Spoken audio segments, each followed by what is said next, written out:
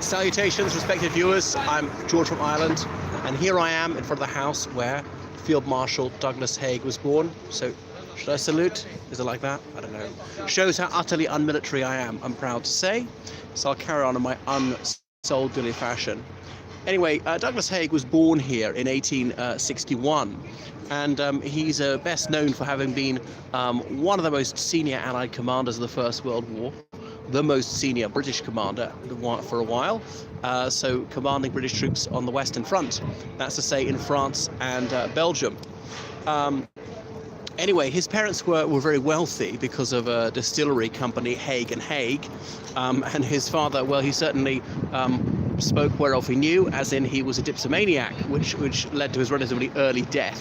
So Haig had one brother with whom he was very close, but when he was a teenager, both his parents had died.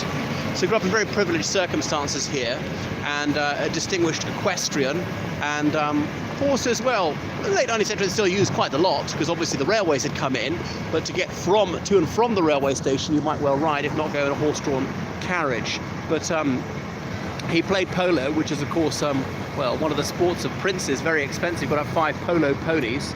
So anyway, and people said he really had that polo playing attitude. He was always bullying off for the last chucker, but some people see him as a poltroon. He went to a school in Edinburgh and latterly Clifton College, which is in Bristol, and the only other famous person who went there is someone who's really the polar opposite of Haig, attitudinally and in every other way, would be John Cleese.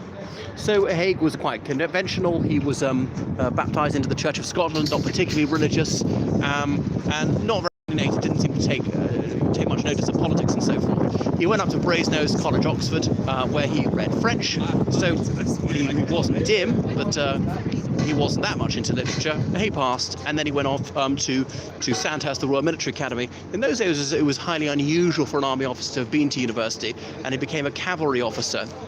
And people say this is part of the problem, is he was stuck in thinking that cavalry was still relevant into the 20th century, when some technological innovations have meant that cavalry breakthroughs were really a thing of the past.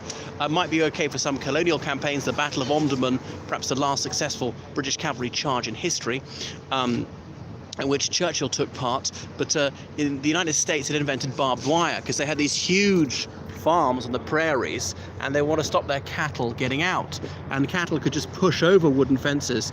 So have your wire fence with a twist in it and cut a bit one of the pieces of wire that was entwined and a little spike, and so the bovine is not going to lean against that because you get a sharp prick.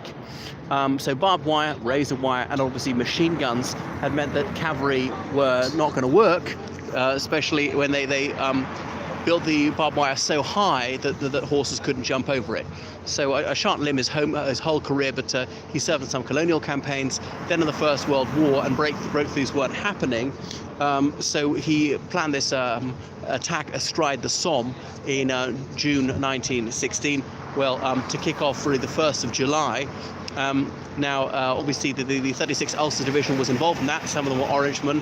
Now, I know the 12th of July is meant to be the Battle of the Boyne, but it was actually 1st of July if you go back to the old-style calendar, the Julian calendar. We've updated it to the Gregorian calendar, in which case it would be 12th of July. Anyhow, so that was largely a failure. Was he over-ambitious, or was he perhaps under-ambitious? Because the new army, whose men had been conscripted since January 1916, some of them were able to achieve much more than he gave them credit for, like night attacks. Within a fortnight of that, they were doing night attacks successfully, so he'd give them very simple tasks. They thought it'd be something of an unknown quantity, and he underestimated their ability, and that's why he'd been too rigid in his planning and not allowing junior commanders any leeway. You mustn't show your initiative, you must stick absolutely punctiliously to the timetable. There was good reasons for this, the Battle of the Somme in 1916, because if you're too far ahead, then you might get isolated from other units surrounded.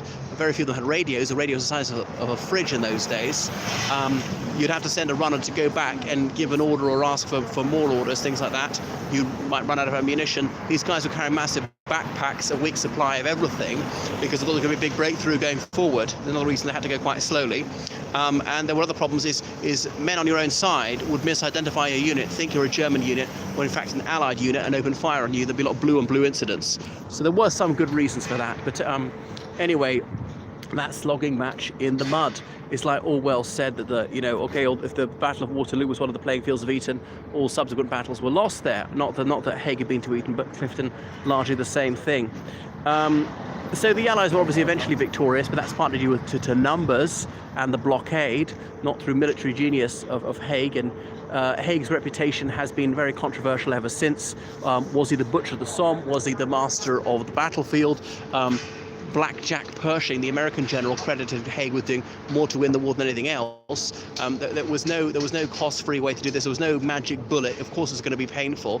The United Kingdom, for a century, had been careful to fight against other countries of which it had a technological advantage. And for the first time in a century, the UK was foolish enough to fight against a country that was technologically superior, Germany. I can't remember that historian's name, that guy from Northern Ireland who was in the army, but he said, you're going to have very high casualties. You accept that or you don't fight. And that crystallized it for me in a moment. I remember reading this in 2008 saying, okay, don't fight. That's better. But anyway, the Allies were eventually victorious. Haig's supposed to bear some credit. Was it wrong of him to live in a chateau? Should he have lived in a tent like his men and shared their hardships? He'd obviously been through hardships earlier in life. Nobody doubted his personal fortitude. He didn't like touring hospitals, seeing these terribly wounded young men, scarred for life, some of them permanently disabled, having had limbs amputated. Should he have showed more stoicism? Or his staff advised him not to because they saw the effect it had on him. It was wearing on him. You'd have to have a heart of stone not to feel something for your teenage conscripts who were suffering so terribly. Anyway, was he more of a political general? People say that he hobnobbed and he got his wife to lobby for him. He was a fantastic self-promoter and publicist, and that's why he got promotions he should not otherwise have got, just because he'd known people through the polo circuit. But after the war, he was ennobled as Earl Haig.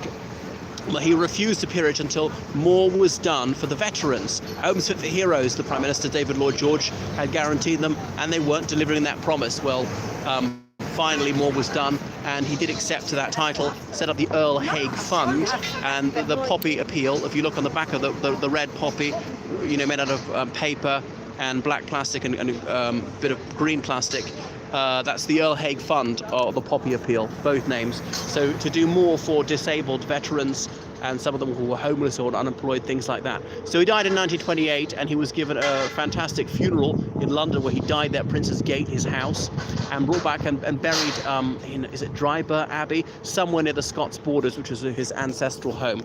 So that is Earl Haig, a very controversial figure, and there is a lively historiography about him. And his son died only a few years ago, who was still an advocate for his father's reputation, saying that his father achieved fabulous feats, and obviously it wasn't easy to fight the best army in the world. There wasn't going to be some sort of miraculous breakthrough. Well, that is enough about Field Marshal Earl Haig.